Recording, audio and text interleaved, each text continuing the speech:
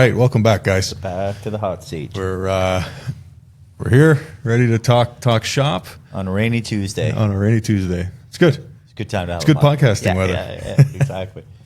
What do we got on the right. docket today? Yeah, We're not so- doing a deal review. So no deal review today, but we wanted to come in and talk about environmental matters, broad scope. Yep. But Dave and I were talking over the past couple of weeks, and we've had a couple, I'd say a handful, maybe 5-6 deals in total that in the last little bit that have had some sort of environmental. I don't even want to call it an issue, but environmental concern or environmental matter, something that happened with the with the soil or the groundwater or the storage tanks, and we'll dive into all of that. And so we just thought it would be a good episode because I don't think we've ever covered. I think we've talked lightly about environmental, but to do a deep dive on it and kind of nerd out on our knowledge. And again, we're not environmental scientists, but we've been in this game long enough where we've seen a lot of. I've read enough of them to basically be an environmental guy. So just to start off, Dave, why don't you just kind of encompass in environmental? What are we talking about when we say environmental? Yeah. So actually, we had a client of ours sort of say, "Do I have to do the environmental report?"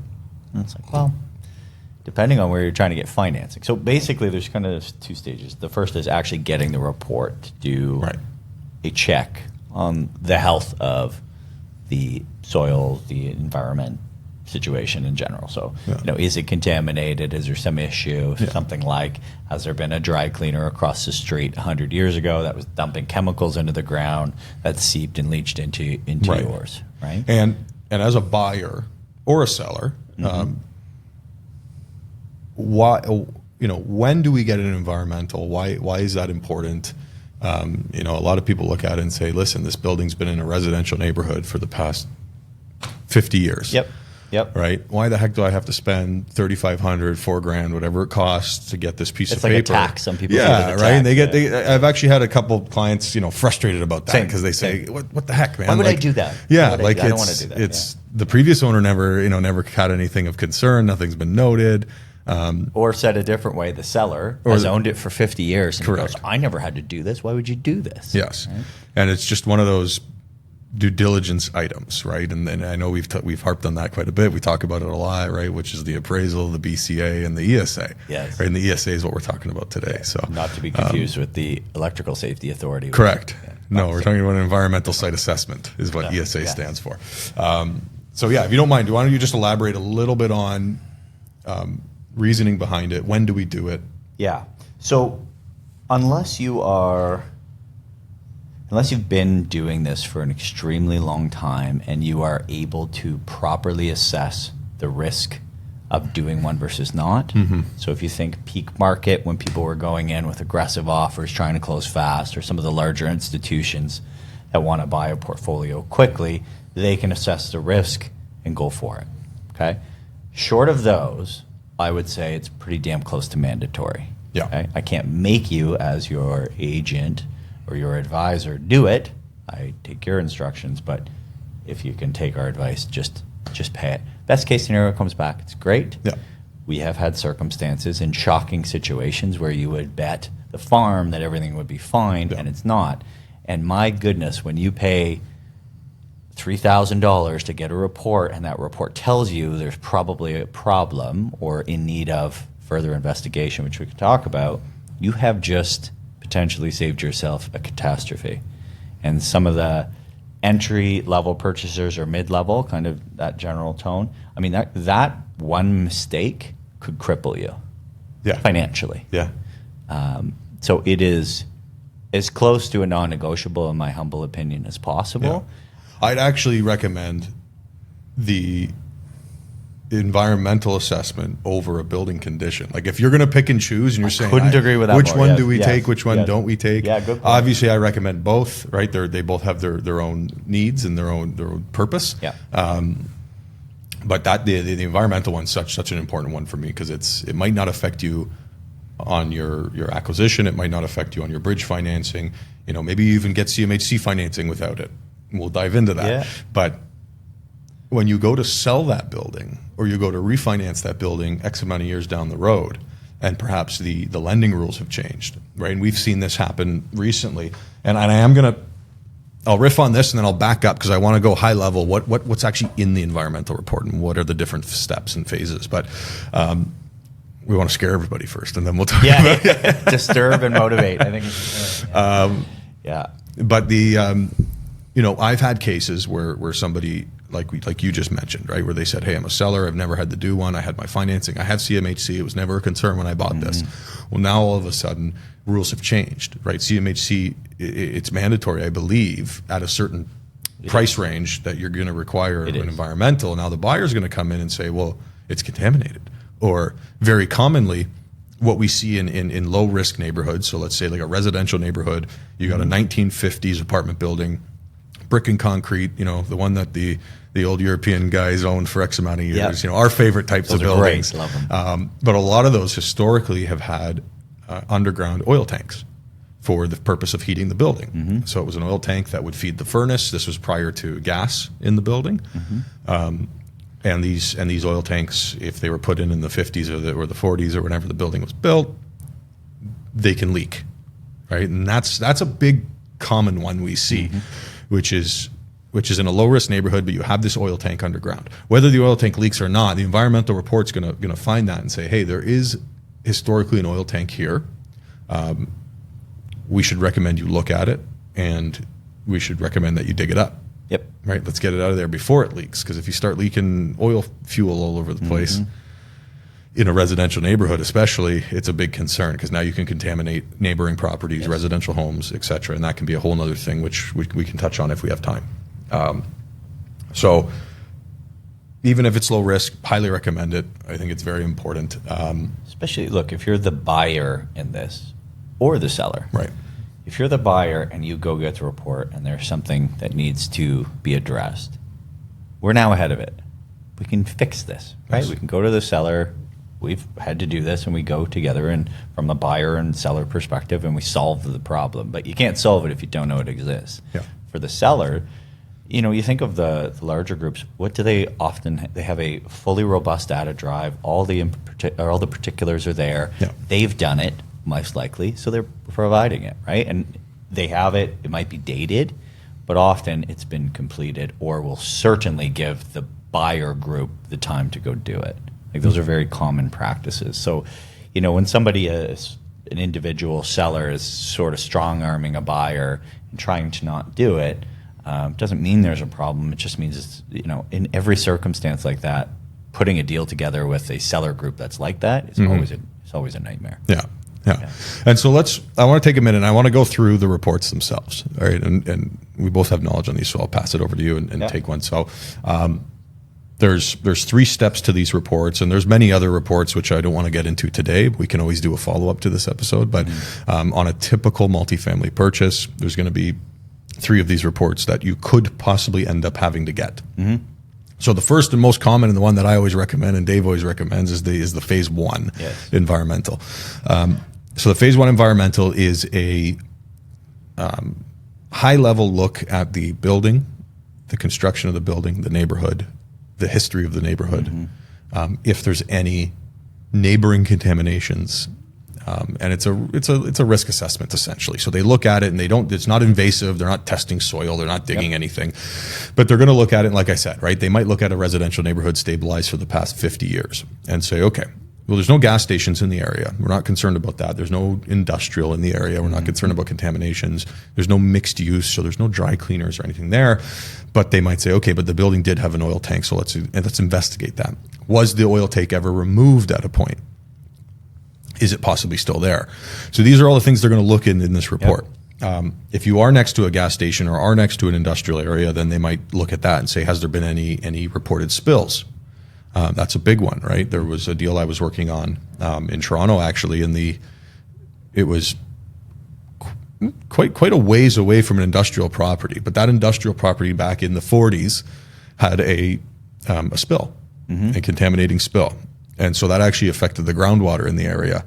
And so they were able to find that And then we had to actually, it was recommended that we had to look at the next step of report, which I'll let Dave take, which is the phase 2. Yeah. And so you touch on a good point too, is something that happens is people stand on the front of the building and they look around and they go, it looks pretty good. We're like, well, we need to rewind that tape 100 years and talk about all the changes that have happened, not just today.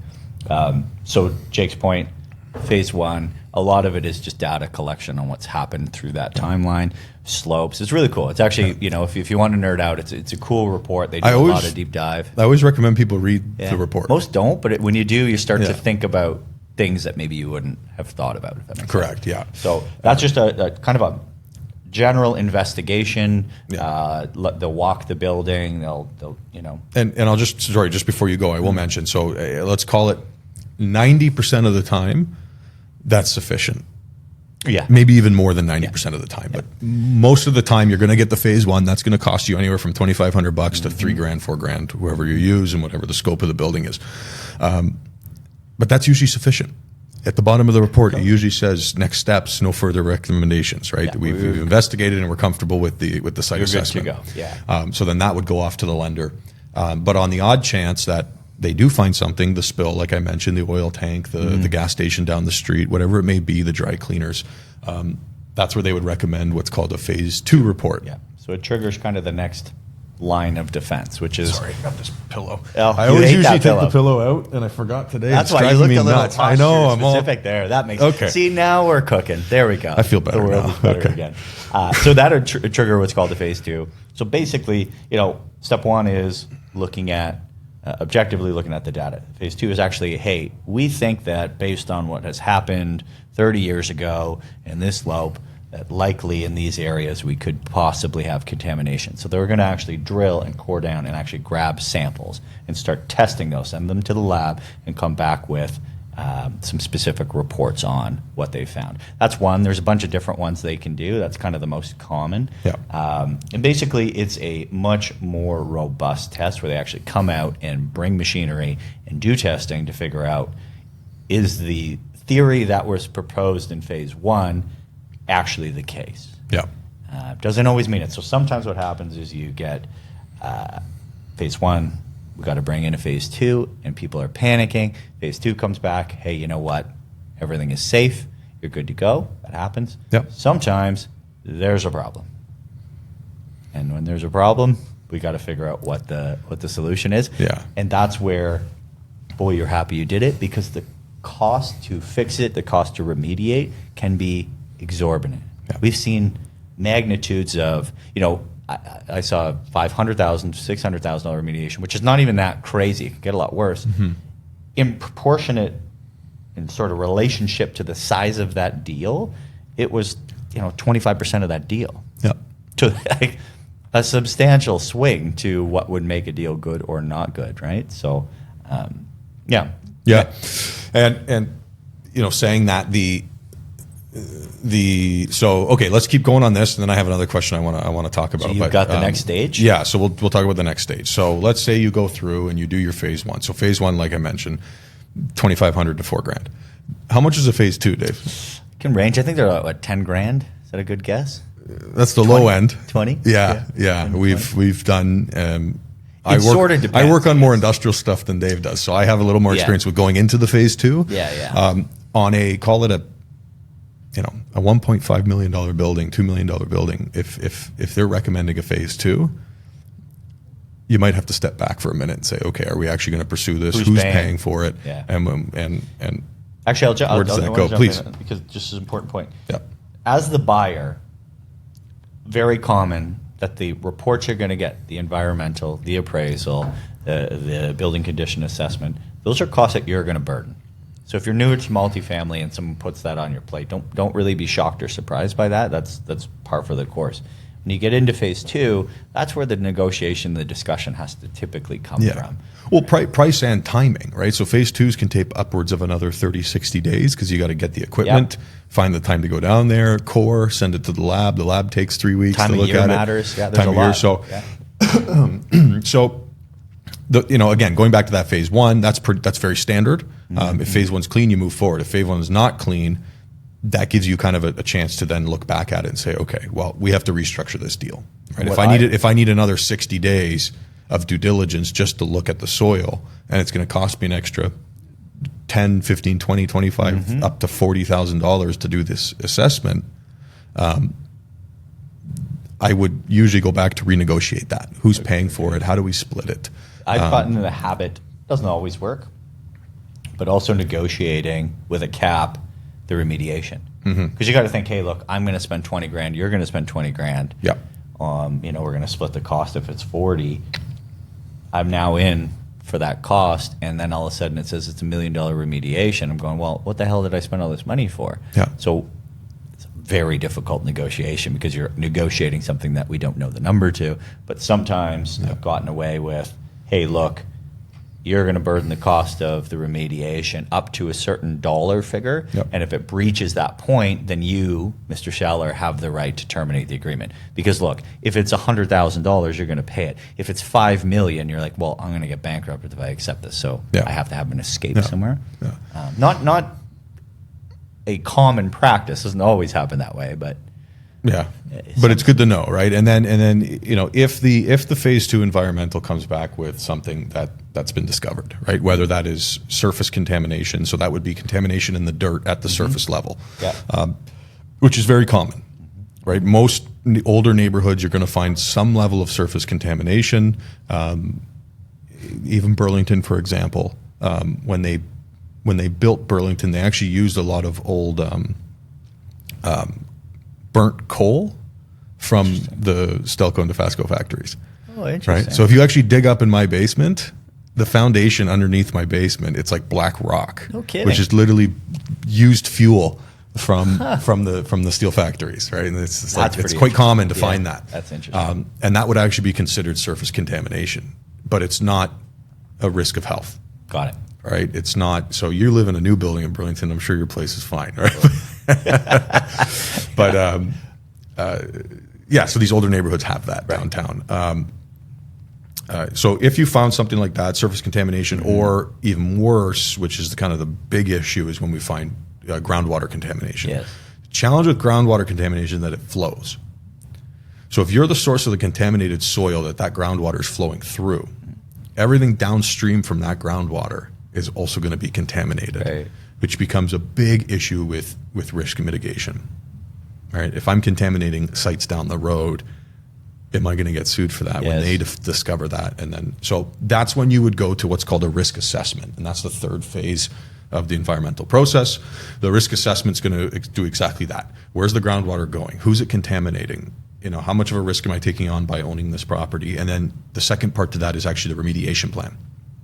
So, okay, we have the contamination. We've discovered that it's surface level and some groundwater contamination in the property, and it's off gassing, so that there's actually a concern for the occupants in the property. Right, it might affect health, whatnot. They would then build out a plan, and that's where that $5 million or 10,000, 100,000, 200,000 comes from. For example, I'll use a case study. So I was working on a site in Toronto, Bayview area of Toronto. It was mixed use, and at some point over the last 100 and something years, there's a dry cleaner in almost every single shop on that street, right? It just happens. And dry cleaners have the solvents they use, if not properly disposed of, can be toxic, and it gets into the groundwater, leaches, and becomes an issue. So this property, for example, did have a dry cleaner in it. So we did the phase 1. They discovered that. Phase 2, we bored through the basement. We found groundwater and surface level contamination. So we went to a risk mitigation or a phase 3. And the remediation plan for that building in particular, for us to get the report saying everything's fine, was we had to dig up the basement. So break all the concrete up, dig up the floor. It's not easy. No. Not cheap. Dig down, remove some of that surface level contamination, get rid of that. Then they wanted us to put a rubber membrane in the dirt with a vent that went outside of the building. So basically all the off-gassing would get captured by the rubber membrane, directed to the vent, and then vented out. Got it. And then backfill it with dirt, fresh dirt. Yeah. Do new concrete floor.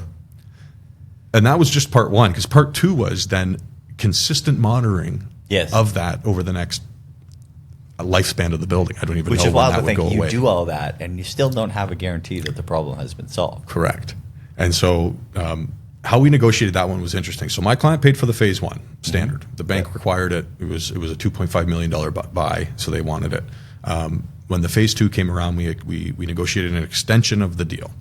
We negotiated that the seller was actually going to pay for it.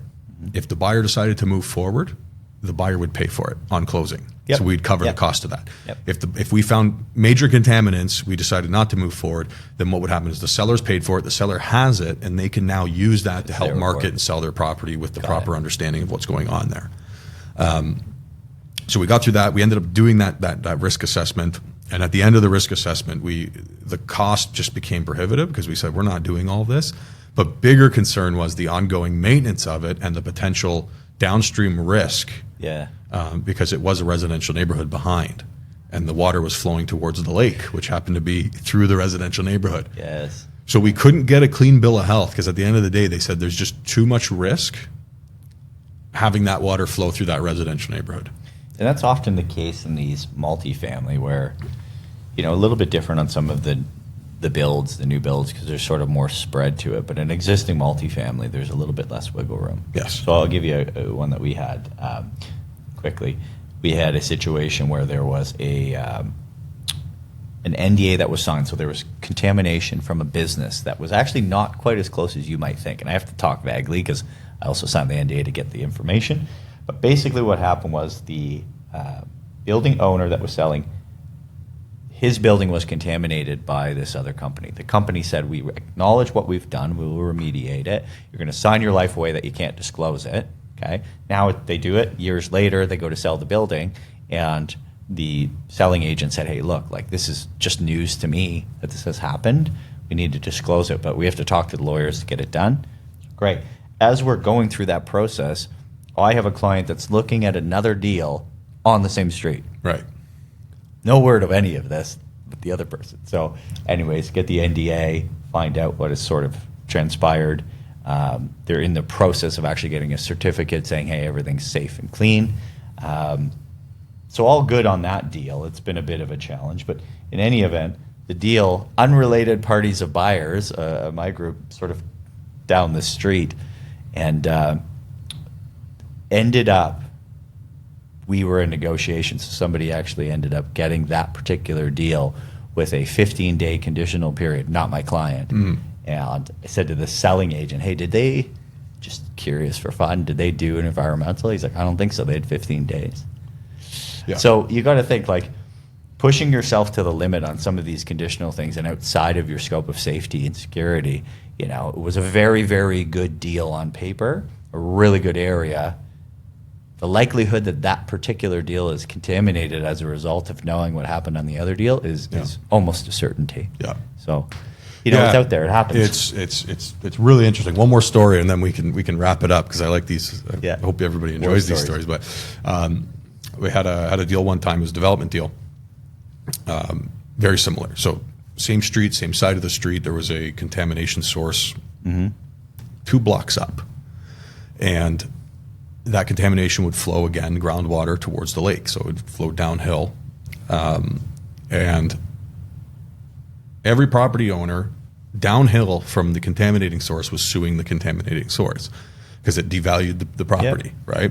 So everybody had this lawsuit. So the neighbor would sue the neighbor, which would then sue the neighbor. The old daisy chain. And it was the daisy chain. Literally, it was about 7-8 properties down the street. They were all in a lawsuit together. The contaminating source property was being sold for $1 because you had to assume the liability of those lawsuits. So they're saying, okay, there's a $2 million lawsuit. Buy it for $1, pay the $2 million settlement. Wow. And there you go. Wow. So it just shows you how much it can devalue a property. But my client, what they had to do, because they were downriver from it, and they were the last commercial property before the residential started.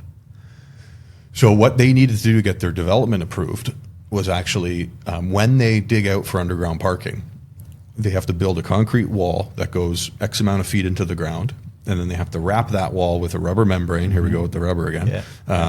And so essentially they're building a dam underground to stop any future groundwater coming through, and it's going to hit that dam and stop.